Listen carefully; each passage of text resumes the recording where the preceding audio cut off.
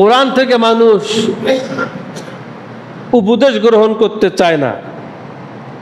আর এই পৃথিবীতে যত পাঠ্য বই হলো এসেছে, যত কিতাব হলো এসেছে, তার মধ্যে হচ্ছে সৃষ্ট কিতাব হচ্ছে কোরআনুল কারীম। সুবহানাল্লাহ, জোরে বলেন। সৃষ্ট কিতাব কি? জোরে বলেন তো। কোরআনুল কারীম। এখন এই যে সৃষ্ট কিতাব কোরআনুল কারীম, কোরআন যেভাবে পাঠ হয়েছে পৃথিবীতে কোরআনের চাইতে এইভাবে আর কোনো পাঠ্য বই পাঠ হলো হয় নাই। কোরআন সব চাইতে বেশি পাঠিত কিতাব। সুবহানাল্লাহ, জোরে বলুন। আমেরিকায় যারা কম্পিউটার বিজ্ঞানী, তারা এই কোরআনের উপরে গবেষণা চালাইতে দেখে যে কোরআনুল কারীমের ভিতরে আল্লাহ তাআলা বলেছেন, মিনহা খলাকনাকুম ওয়া ফিহা নুঈদুকুম ওয়া মিনহা নুখরিজুকুম তারাতান উখরা। আল্লাহু আকবার, জোরে বলুন। আমরা তো মুসলমান শুধু কিছু বানাতে পারি না, একটা ছাতাও বানাইতে পারি না, আমাদের সেই বুদ্ধি নাই। কিন্তু ইহুদি খ্রিস্টানেরা, লাল চামড়ার কুত্তারা, তারা কুচিয়ে খায়, ব্যাং খায়, তারা সব কিছুই হলো খায়, হালাল খায়, হারাম খায়, সব খায়। যারাই আল্লাহ বিরোধী, রসুল বিরোধী, আল্লাহ তাদের মাথায় এত বুদ্ধি দিল, কারণটা কি? কথা বলেন না কেন?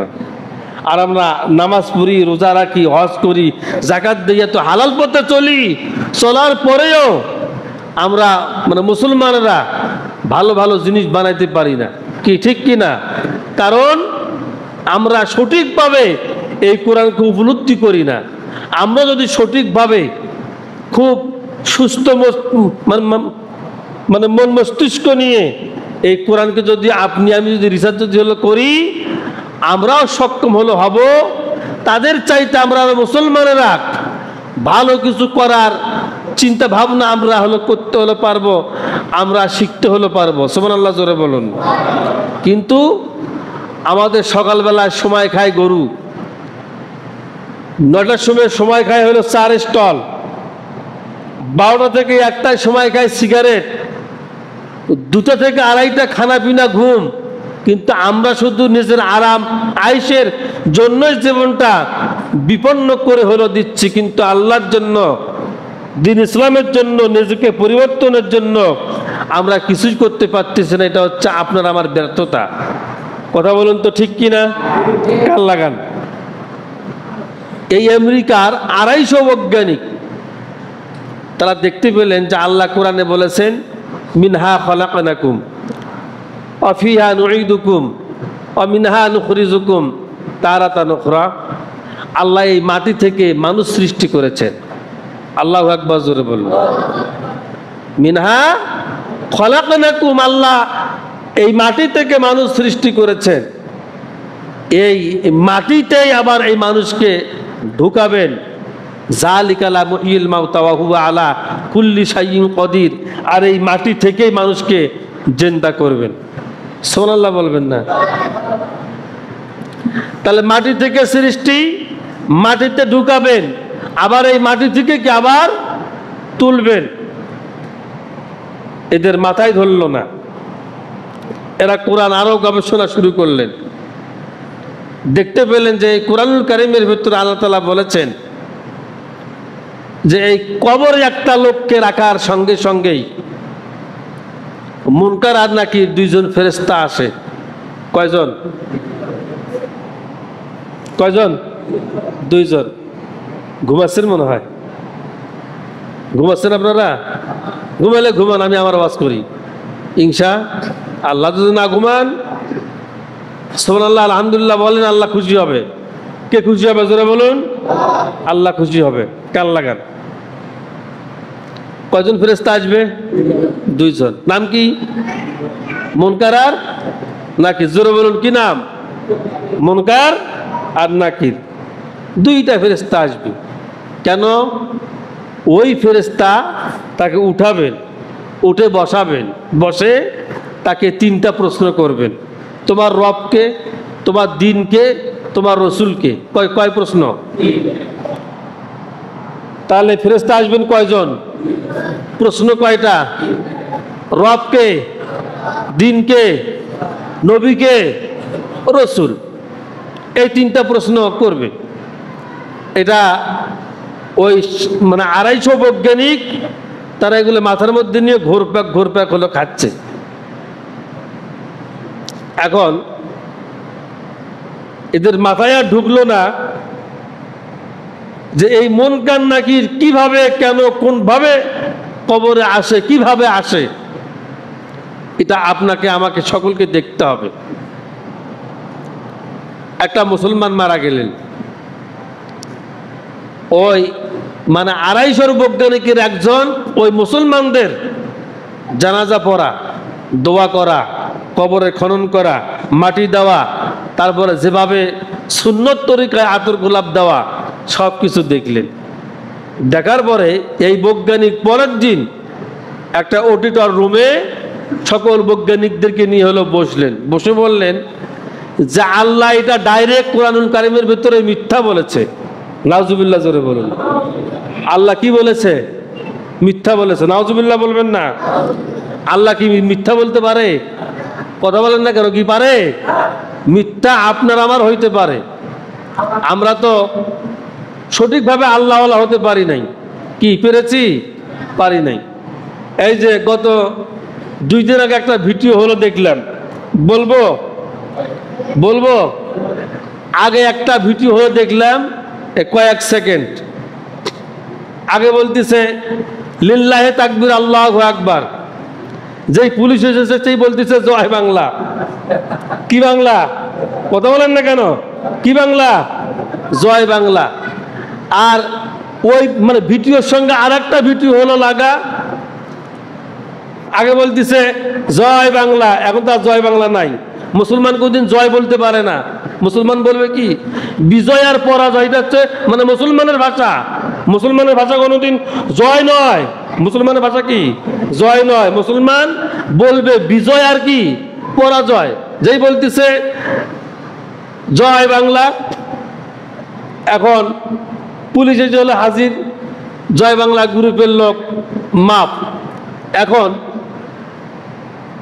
এই পৃথিবীতে যে যার দল হলো করে, তার স্লোগান দিলে যদি সে যদি তার কবিরা সগিরা গুনাহ যদি মাপ হয়, কথা বলেন না কেন? কি ঠিক কিনা? আপনি যেকারো দল হলো করবেন, আপনি যতই অপরাধী হলো হন, আপনি তরমুজ পার্টির গ্রুপের লোক, আপনি অপরাধী, থানার ওসি কেন ডিসি পর্যন্ত আপনাকে সালাম দেবে, আপনি অপরাধী নন, আপনি সব চাইতে প্রিয় মানুষ তাদের কাছে। কি ঠিক কিনা? অথচ এটা দুনিয়ায় পার পাওয়া সম্ভব, কিন্তু কবরে কি পার পাওয়া কি সম্ভব নয়। কবর বড় ভয়ানক জিনিস। কবর কি বড় ভয়ানক জিনিস, কঠিন হলো চহচল জিনিস। তাহলে সেই কবরের সামান আপনাকে আমাকে সকলকে সবাইকে জোরে বলুন তো জোগাড় করবার দরকার আছে না নাই? আল্লাহ তৌফিক ইনায়াত করুন, কোন আমিন। তাহলে মিথ্যা আপনি আমি হতে পারি, আল্লাহ কি মিথ্যা হতে পারে? না।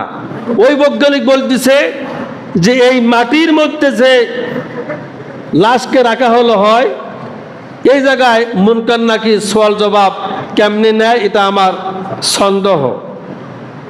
আর কয়েকজন পরামর্শ দিলেন, স্যার মাথা গরম করবেন না, এবার যদি কোনো মুসলমান মারা যায়, আমরা ওই কবরে কম্পিউটার সেট হলো করব। আল্লাহু আকবার, জোরে বলুন। কি সেট করবে? কম্পিউটার সেট করবে। কয়েকদিন চলে গেল, কয়েক মাস, আর একটা লোক মারা গেলেন। এখন আমেরিকায় তো অমুসলিম রাষ্ট্র, মুসলমানদের থেকে যারা খ্রিস্টান এদের তো পাওয়ার বেশি। কি ঠিক কিনা? বেশি না? বেশি না? লোকটি জানাজা হলো, ওরা সবাই মিলে প্রশাসন নিয়ে এসে ওই কবরের মধ্যে কম্পিউটার সেট হলো করলো। আপনারা ওই বায়োস্কোপ না কি হলো আগে বের হয়েছিল, পর্দায় টেনে টেনে দেখাচ্ছিল, দেখেছেন আপনারা? দেখেন নাই আপনারা? কি কি কি নাম ছিল? হ্যাঁ, বায়োস্কোপ। যাই হোক, এখন এই তার নিয়ে কবরে কম্পিউটার সেট হলো করে ক্যামেরা দিয়ে তার একটু দূরে নিয়ে গিয়েছে। দূরে নিয়ে গিয়ে ওরা অপেক্ষায় হলো আছে যে মুনকার নাকির ফেরেশতা কিভাবে আসে, কিভাবে সওয়াল হলো করে, এটা আমরা হলো দেখব। আছে সব বৈজ্ঞানিক বসে, কিন্তু ওই কম্পিউটারে একটু ঝাঁকুনি হয়েছে, একটা বিকট আওয়াজ হলো হয়েছে। এই বিকট আওয়াজে এই 250 বৈজ্ঞানিকের কলিজা শুকিয়ে হলো গিয়েছে। এটা কি হলো? শুধু একটা শব্দ হয়েছে, বিকট বড় হলো আওয়াজ। এই আওয়াজেই সব কিছু ভেঙে চুরে চুরমার হলো হয়েছে। এটা এরা মাটির উপর থেকে বুঝতে হলো পারে নাই।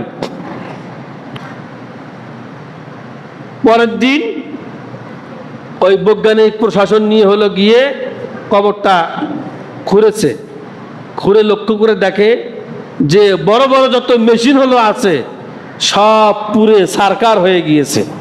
আল্লাহু আকবার, জোরে বলুন। পুরে কি হয়েছে? সব পুরে সারকার হলো হয়েছে। পর্দায় কিছুই দেখতে পারে নাই, পর্দার তার এবং পর্দায় তো আগুন লেগে সব পুড়িয়ে সারকার হলো হয়েছে। এখন এই বৈজ্ঞানিক তার মনে মনে ভাবলো যে এত বড় বড় মেশিন সেট হলো করলাম, এত উন্নত মানের মানে মেশিন সেট করে মুনকার নাকিরকে দেখতে পেলাম না, এটা কেমন কথা? একজন ভালো আলেমকে গিয়ে হলো ধরেছে যে আমরা আপনাদের ধর্ম অবলম্বনে আমরা যেটা বুঝতে পেরেছি, এই আয়াতকে ব্যাখ্যা করে, এই আয়াতকে ব্যাখ্যা বিশ্লেষণ করে তো আমরা কবরে তো মানে বিশাল বড় বড় মানে মেশিন সেট করে হলো ছিলাম, এই মেশিনে মুনকার নাকির কেন ধরা হলো পড়লো না? ওই হুজুর বললেন যে ফেরেশতা হচ্ছে নূরের তৈরি। সুবহানাল্লাহ বলবেন না? ফেরেশতা কিসের তৈরি? ফেরেশতা কিসের তৈরি? আপনি কিসের তৈরি? মাটির তৈরি। কিন্তু ওই নূরের তৈরি ফেরেশতার থেকে এই মাটির বনি আদমের দাম আল্লাহর কাছে লক্ষ কোটি গুণ বেশি। কিন্তু এই মাটির আদম যদি আল্লাহওয়ালা হয়, এই মাটির আদম যদি কোরআনওয়ালা হয়, এই মাটির আদম হলো যদি কোরআন প্রেমিক যদি হলো হয়, তাহলে তার দাম দুনিয়াও আছে কি আখিরাতেও তা আছে।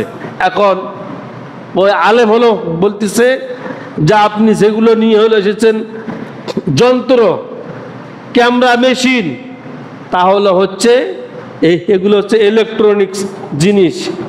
ওই নূরের আলোর কাছে, ওই নূরের পাওয়ারের কাছে আপনার সব জিনিস পুরে সারকার হলো হয়ে গিয়েছে। সুবহানাল্লাহ, জোরে বলুন। তাহলে কবরে আপনি যতই কিছু চেষ্টা এবং সাধনা করেন, আপনার চিল্লাচিল্লি, আপনার শব্দ দুনিয়ার কোনো মানুষই শুনবে না। কিন্তু আপনি এমন চিল্লাবেন, যদি বেদীন হন, আপনার এক প্রান্ত থেকে অন্য প্রান্তে আপনার শব্দ হলো চলে যাবে। কিন্তু দুনিয়ার কোনো পশু পাখি, দুনিয়ার কোনো মানুষ আপনার কোনো শব্দ কি শুনতে কি পারবে না। তাহলে সেই কবরটা যদি আপনার আমার সুন্দর হয়, এই কারণেই একটা আয়াতে কারিমা তেলাওয়াত করেছিলাম। সুবহানাল্লাহ, জোরে বলুন। সূরা আরাফ, কোন সূরা? জোরে বলুন।